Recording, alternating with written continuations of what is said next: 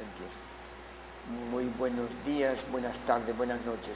Hagamos un último excurso sobre los milagros para que ustedes, hombres y mujeres, estudiantes que me escuchan, tengan un panorama global de ellos. Vimos en la anterior charla cómo Jesús da respuesta a la novedad que su aparición significó en medio de una sociedad verticalista, opresora, donde todas las instituciones están favoreciendo a la institución real monárquica y donde el pueblo, a quien se le chupa la sangre, tiene que pagar tributos de vida y de bienes al poder central opresor, que podía ser o los Herodes en Palestina o Roma mismo, que tenía su representante en Palestina, la Roma que va a crucificar a Jesús en unión con el poder del templo. Si seguimos recorriendo los milagros de Jesús, tenemos otra porción de milagros que van a revelarnos, a través de los cuales Jesús nos quiere revelar quién es Dios para Él, el verdadero Dios que va a regir en las estructuras del reino. Jesús se encontró con un Dios heredado, instaurado en el templo de Jerusalén en su tiempo, que era un Dios legalista, un Dios al cual toda la sociedad le tenía que pagar tributo, porque ese Dios recompensaba de acuerdo a la práctica legal que tuvieran las personas con él. Era cumplidor de la ley, era bendito. Al que cumplía la ley en detalle, así se martirizara, así se sacrificara, y precisamente muchas veces por martirizarse y sacrificarse por el cumplimiento de la ley, por ser estricto en ella, esa persona encontraba premio en Dios. Entonces, la salvación se le daba no por gracia de Dios, ni por amor misericordioso de Dios, sino sencillamente porque el ser humano tenía méritos ante Dios. Señor, yo he hecho esto practicando la ley, usted me tiene que salvar, usted me tiene que premiar. Y ustedes saben que en gracia eso no se admite, porque es exactamente todo lo contrario de lo que es Dios. Dios en relación al hombre es un ser infinitamente amoroso y misericordioso. Y ante la ley no cabe la misericordia, sino el legalismo. Él cumplió con la ley, yo lo tengo que salvar. Y Dios, entonces ya el Dios del amor y de la misericordia desaparece frente a esta posición. Jesús entonces tiene una serie de parábolas para probar cómo Dios, el Dios del reino, es el Dios de la misericordia y no el Dios de la ley, y asimismo tiene una serie de milagros que nos van a hablar exactamente de lo mismo. Les recuerdo solamente los milagros. Son unos 8 milagros que nos revelan el Dios de la misericordia. El Dios de la misericordia se revela en el milagro del leproso. Recuerden que los leprosos eran las personas excluidas, sin amor y sin misericordia. La lepra lo tocó, tiene que huir de la comunidad, no puede entrar en contacto con las personas y tiene que morir lentamente a base de irse su cuerpo haciendo pedazos. La enfermedad lo va invadiendo. La sociedad solamente le puede dar algo dejándoselo lejos, tirado, para que él venga a recogerlo. Los días de la lluvia, los días en que los animales le arrebaten a él el alimento. Es decir, una persona, hombre o mujer, declarado leproso, era la peor tortura a la cual podía ser sometido. Tenía que morir solo, abandonado, excluido, considerado como algo totalmente negativo, como maldito de Dios. Jesús, al curar a un leproso, lo hace de nuevo vivir en comunidad, y es por gracia y misericordia que Él lo cura. Lo mismo cuando cura al paralítico, que hijo, tus pecados te son perdonados, para poder curar al paralítico. En ese sentido también encontramos un milagro de misericordia. Si ustedes siguen el módulo, van a encontrar en cada uno de los relatos las 3 columnas. Ya nosotros hemos hecho el esfuerzo para ponerlos ustedes en la matriz social triádica y para que ustedes lo asimilen y saquen las conclusiones. Yo solamente les estoy haciendo caer en cuenta cómo a través de los milagros, de esta serie de 8 milagros, Jesús está tocando la conciencia de aquellos objetos del milagro. En cada uno de ellos, en un leproso, en un paralítico, en la hija de un funcionario de la sinagoga, Jairo, en el ciego de Betsaida, en el ciego de Jericó, en el que es tartamudo y sordo, en el centurión y su criado, en el hidrópico y la práctica de la ley, donde Jesús llama hipócritas a aquellos que no permiten que el hidrópico sea curado en día de sábado. En todos ellos Jesús está despertando la idea de un Dios misericordioso que está sobre la ley que excluye al leproso, que excluye al paralítico, la ley que impide que Jesús toque a una mujer o una niña, todos los actos legales frente a los cuales Jesús se veía coartado en su amor y en su misericordia. Jesús supo superarlos, Jesús fue más allá de la ley y por eso todos estos milagros están proclamando que el Dios del reino no es el Dios de la ley, sino el Dios del amor y de la misericordia. Después de este lote de 8 milagros, queda también otro lote de 9 milagros que nos van a enseñar las cualidades de los seguidores del reino. Cuando uno encuentra a Jesús con mujeres y hombres que lo siguen, encuentra también una serie de milagros a través de los cuales Jesús les va enseñando qué es el discipulado, qué condiciones quiere Él para sus discípulos. Y fíjense, aquí hay 9 milagros que van a tener también este objetivo: llegarnos a pintar a través de milagros cuáles son las cualidades que Jesús quiere en sus seguidores. Cuando Jesús calma la tempestad, ¿qué le dice a sus discípulos? Yo quiero gente que no esté recurriendo a mí, que me despierten como si yo estuviera dormido y que no sean capaces de tomar iniciativa. Jesús dice, ustedes vienen a mí para que yo cure el milagro de la tempestad, pero lo llama gente de poca fe. ¿Por qué ustedes, con un granito de fe que tuvieran, por qué no calman la tempestad? Porque no tienen fe. Entonces Jesús no quiere que estemos recurriendo donde el que sus discípulos estén siempre como niños, aniñados, sin autonomía, sin iniciativa, sin creatividad. La fe verdadera es una fe creativa, autónoma, que está exactamente siendo y ejerciendo el papel de providencia frente al pueblo. Eso solamente lo ejercemos cuando, como Jesús, seamos capaces de tener fe y nosotros mismos calmar las tempestades de la vida que azotan al pueblo. Lo mismo Jesús quiere gente solidaria en la multiplicación de los panes, que lo repite 2 veces: solidarios con los hambrientos del propio pueblo, solidarios con los hambrientos de los pueblos extraños. Jesús quiere discípulos de esta clase, que no solamente beneficien a los cercanos, a su comunidad, a los que tengan su misma fe, sino que estemos preocupados por toda el hambre del mundo en general, aunque tengamos que dar de lo nuestro para que pueblos que tengan otra fe también encuentren solidaridad y no mueran de hambre. Jesús quiere una fe que haga posible la vida.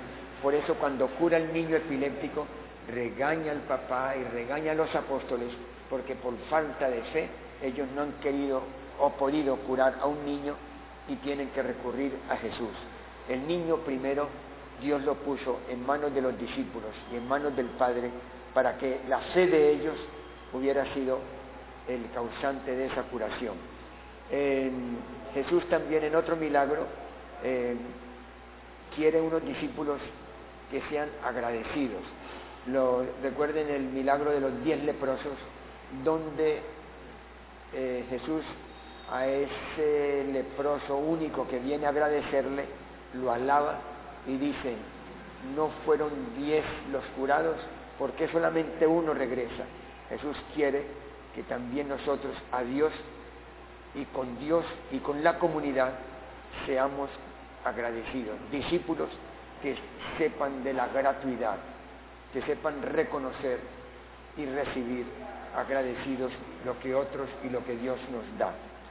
Una tercera cualidad que Jesús quiere en sus discípulos es que no seamos discípulos violentos, que resolvamos los problemas que a veces nos ofenden, como en nuestra fe o en nuestra religión, no los resolvamos por la violencia.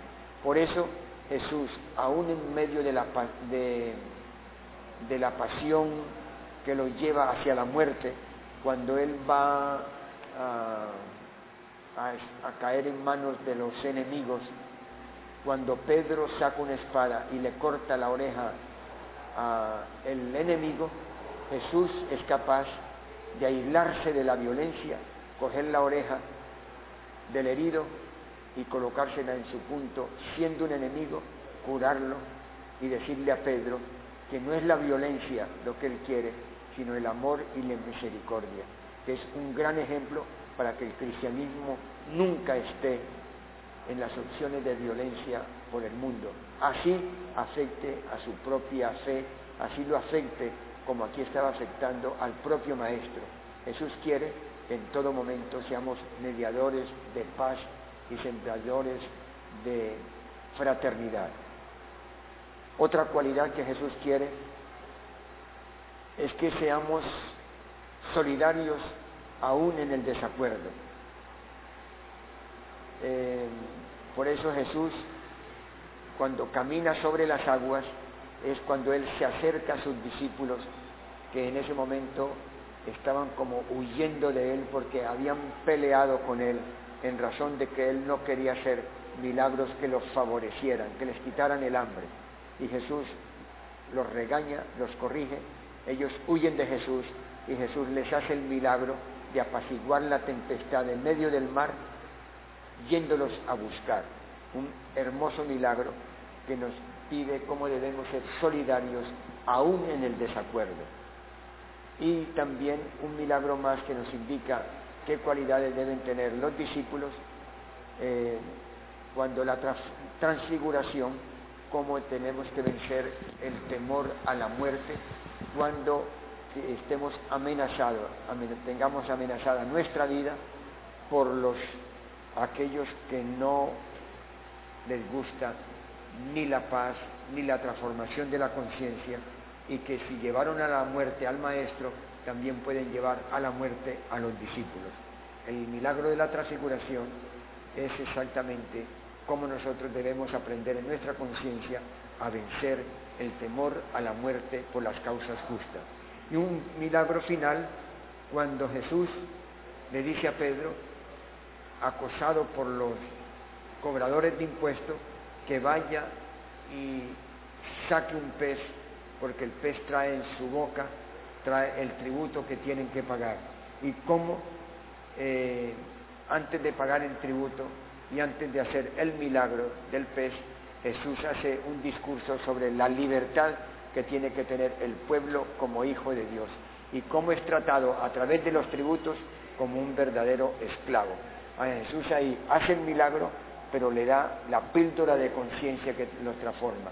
Muy bien, páguele al que lo acosa, porque lo va a llevar a la cárcel, pero siempre con la convicción de que tiene que luchar por la libertad, que es el don más preciado de Dios. Y el último grupo de milagros que tenemos en la vida de Jesús es el que se refiere a los milagros de la crisis del reino. Jesús, a lo largo de su vida, termina entrando en confrontación con sus enemigos y con las instituciones que ellos representaban. Y Jesús hace una serie de milagros, muchos de ellos como milagros negativos, amargos, duros, pero sencillamente para probar que esa crisis en que los sumen las personas es una crisis por la cual también tienen que pasar la conciencia de sus discípulos y discípulas, porque Jesús coloca en crisis a personas e instituciones que no tienen la calidad del reino y del evangelio. Y por eso Jesús va condenando a través de milagros a estas personas e instituciones. Condena al judaísmo por no producir ya vida, y esa enseñanza la saco cuando hace el milagro el día de sábado de curar al hombre de la mano seca. También Jesús condena al judaísmo por satanizar al contrario, y por eso Jesús hace el milagro de la curación del endemoniado mudo. Cuando cura al endemoniado mudo, Jesús le dice a sus enemigos que Él está curando a ese endemoniado mudo, que ellos lo acusan de curarlo porque tiene relación con Satanás. Jesús le prueba que los que tienen relación con Satanás son ellos, y que ellos están haciendo en la sociedad el ejercicio de satanizar que hacen todas las instituciones poderosas del mundo. Cuando hay algo o alguien que no le conviene, inmediatamente lo satanizan con las palabras que reflejan lo negativo en ese momento. Este es un endemoniado, este es un ilegal, este es un ateo, este es un comunista, este es un marxista, este es un terrorista, que son las palabras claves con las cuales nuestras sociedades poderosas vuelven otra vez a causar martirio en el pueblo. Jesús experimentó lo que significaba ser satanizado, porque también él estuvo a punto de ser apedreado por curar en día de sábado, y porque también a él le aplicaron la palabra clave que tienen siempre los poderosos para eliminar a aquellos que les son contrarios. Entonces, en este milagro también tenemos esa posición de Jesús. Hay otro milagro que es el de la mujer encorvada. También Jesús condena y entra en crisis con su sociedad por desatender a la mujer. Cuando cura a la mujer, llama al judaísmo hipócrita. ¿Cómo es posible que ustedes en su legislación tengan legislación para que un buey pueda ser liberado en día de sábado, así signifique un trabajo? En cambio ustedes no permiten que una mujer sea desatada de su enfermedad, siendo un ser humano débil. Entonces, también él, a través de este milagro, está entrando en crisis y condenando al judaísmo, que tiene ese tipo de conducta. Trata mejor a un animal que a un ser cristiano, a una mujer. Un cuarto milagro, la higuera seca, que es donde Jesús maldice al templo. En ese milagro, que es negativo, una higuera que no tenía fruto, Jesús con su palabra la seca para indicar cómo el templo también merece la maldición de Dios. Ya no es un templo, una religión que produzca frutos de justicia, sino una religión opresora del mismo pueblo, que funciona como religión fomentando la exterioridad de la religión, sacrificios de toda clase, pero buscando siempre explotar al pueblo, pero no transformando la conciencia del pueblo, prefiriendo la ley sobre el amor. Y por eso el milagro de la higuera seca queda también como entre los milagros de crisis religiosa. Otro milagro es cuando el velo del templo se rasga, Mateo lo cuenta como si fuera un verdadero milagro. El velo del templo, cuando muere Jesús, se rasga en dos, un suceso que, si se trata de un temblor, hasta tiene explicación. Sin embargo, Mateo lo coloca como un gran milagro, porque a través de ese signo externo de que el velo del templo que recubría el santuario, que ocultaba a Dios, se rasga para indicar que el Dios del amor y de la misericordia ya no está en el templo, que ese se salió, que está siendo crucificado. Entonces, también este milagro nos enseña ese momento de crisis grande en que el templo es condenado por Jesús como asesino, porque está asesinando la vida, y cómo queda manifiesto ante el público, no ya como una religión liberadora, sino como una religión de tantas, explotadora del pueblo y negadora del Dios de la misericordia.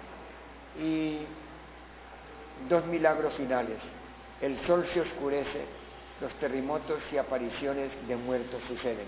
Fíjense que todos estos milagros o sucesos maravillosos, donde se puede encontrar uno decir, el sol se oscurece por un milagro de Dios, uno sabe que el sol se oscurece siempre que va a haber una tempestad. Que coincida una tempestad con la muerte de un justo, eso es explicable por la ciencia. No necesita como un milagro expreso de Dios, sino, sin embargo, es considerado por Mateo como milagro. ¿Por qué? Porque ahí está reflejando la conciencia oscura de aquellos que quieren tapar el sol, la luz, con su sombra. Jesús era el llamado a iluminar con una práctica de justicia la sociedad y a transformarla. En cambio, ellos están asesinando la vida porque no les interesa el Dios del amor, sino el Dios de la ley. Por eso, ese signo exterior se convierte en milagro, porque nos invita a considerar las veces en que nuestra propia conciencia también se oscurece por la injusticia. Y finalmente, terremotos y apariciones de muertos, que si hay un terremoto y se raja la tierra, fácilmente las personas asustadizas pueden pensar en que esos muertos que están atrapados por el hueco inmenso que tiene la tierra, oscuro del Sheol, vigilados por la muerte, como Jesús al morir va a rescatar las almas atrapadas por la muerte, que es el papel de Jesús y el papel de la Iglesia. Recuerden que Jesús en una polémica le dice a Pedro: Pedro, tú eres piedra, y sobre esta piedra edificaré mi iglesia, y las puertas del abismo no prevalecerán contra ella. ¿Qué significa? Que Jesús y su iglesia, representada en ese momentico bajo la dirección de Pedro, el papel que tienen es desatrapar las vidas atrapadas por la muerte. La muerte del dinero, la muerte del neoliberalismo, la muerte de los acaparadores, todos aquellos que acaparan o bienes de la tierra, o territorio, o cultura, o autoridad, o leyes, todos los que acaparan algo que beneficie al pueblo, son responsables de la muerte que cause ese acaparamiento. Por eso, tendríamos nosotros que aquí, estos terremotos y apariciones considerados como milagros, aunque no lo sean en el sentido estricto de la palabra, lo son, porque a través de ellos podemos encontrar que nuestra conciencia asume una vez más el papel del reino que nos toca. Como discípulos de Jesús, el papel personal y comunitario es luchar para que las vidas atrapadas por los sistemas de muerte que existen sean liberadas. Este es nuestro papel. Por eso, terremotos y apariciones, aunque sean considerados como sucesos más bien de sustos y de maravillas, porque un terremoto o un temblor acontece en cualquier momento, sin embargo pueden estar ahí, cercanos a nosotros, abriendo nuestra conciencia para que a través de ellos la conciencia judía, que sabía que era el Sheol, que existía debajo de la tierra, y nosotros que sabemos cuáles son los poderes que gobiernan el mundo en este momento, podamos también liberar en nuestra tarea cristiana a todos los seres atrapados por los diversos sistemas de muerte que existen en el mundo. Este es como una invitación superficial, porque estamos dominados por el tiempo, y en 2 horitas que hemos estado acompañándolos a ustedes a través de estos 4 o 5 programitas, solamente animarlos a ustedes a que sepan encontrar el camino hondo y profundo que tienen los milagros desde el momento en que ustedes los manejen, no como hechos maravillosos, sino como grandes hechos de conciencia que son capaces de transformarnos, y de que cuando nosotros volvamos a tener el relato en nuestras manos, sepamos entrar en la conciencia de aquellos que los escribieron, de Jesús que los generó, de Mateo, de Marcos, de Lucas que los escribieron y que nos invitan a través de ellos a entrar en el mundo misterioso de su conciencia a través de nuestra práctica hermenéutica de la matriz social triádica. Muchas gracias por esta compañía y ánimo en su estudio de los milagros que les ofrece la FUCLA.